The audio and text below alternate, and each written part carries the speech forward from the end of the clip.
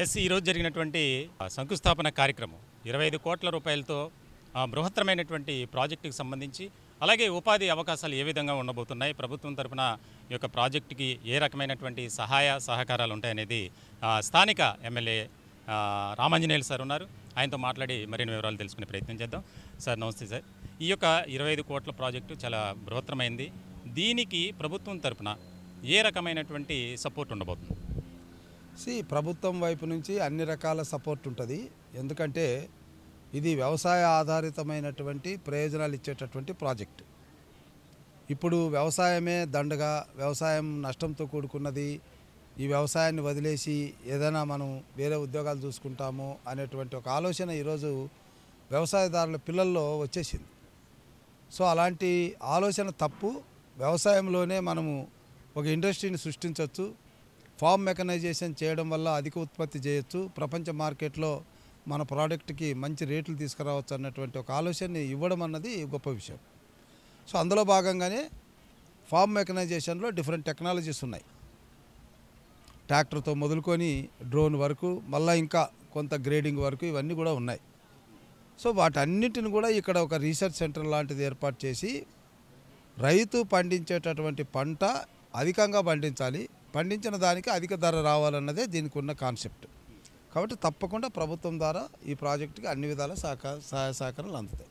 రాష్ట్ర వ్యాప్తంగా అంటే మీరు ఒక ఐఏఎస్ అధికారిగా చాలా ప్రాంతాల్లో పనిచేశారు సార్, ఎంతో సేవ చేశారు. ఇలాంటి పరిస్థితుల్లో ఈ గ్రామంలో మీ సొంత నియోజకవర్గంలో ఈ రకమైనటువంటి ప్రాజెక్టు రావడం కూడా ఒక శుభపరిణామంగా ప్రతి ఒక్కరు భావిస్తున్నారు. ఇలాంటి సందర్భంలో ఒక రిటైర్డ్ ఐఏఎస్ అధికారిగా, ఒక ప్రజాప్రతినిధిగా మీరు దీనికి సంబంధించి ఎట్లా ముందు తీసుకెళ్లాలనే ఆలోచన ప్రభుత్వం దృష్టిలో పెడతారు?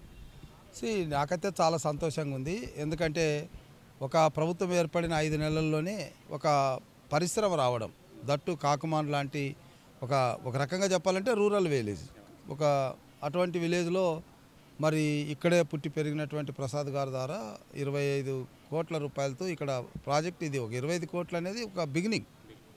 It may go up 100-200 crores కూడా వెళ్తుంది. తర్వాత దీంట్లో అగ్రికల్చర్ అనేది బేస్ ప్రోడక్ట్కి సంబంధించింది కాబట్టి భూమి మీద జరిగే ప్రతి ప్రక్రియ దానికి సంబంధం ఉంటుంది. కాబట్టి డిఫరెంట్ యాంగిల్స్లో ఇక్కడ పరిశ్రమలు వస్తాయి, ఇక్కడ యువతకు ఉద్యోగావకాశాలు లభిస్తాయి. తప్పకుండా దీనికి ఒక స్కిల్ డెవలప్మెంట్ అనుసంధానం చేయడం, తర్వాత ఇక్కడ ఆయన పెట్టేటటువంటి కోర్సులకి మన యూనివర్సిటీల్లో అఫిలియేషన్ ఇవ్వడం, ఇవన్నీ కూడా చేయడం జరుగుతుంది. It is only good beginning day. రోజు రోజుకి దీని మీద ఎవాల్యుయేషన్ జరుగుతుంది. అందుకే ఆయన ఇక్కడ రీసెర్చ్ సెంటర్ కూడా ఒకటి ఏర్పాటు చేద్దామంటున్నారు. ఇక్కడ R&R అంటే R&D అంటాము, రీసెర్చ్ అండ్ డెవలప్మెంట్ ఇక్కడ main interest. Thank you sir.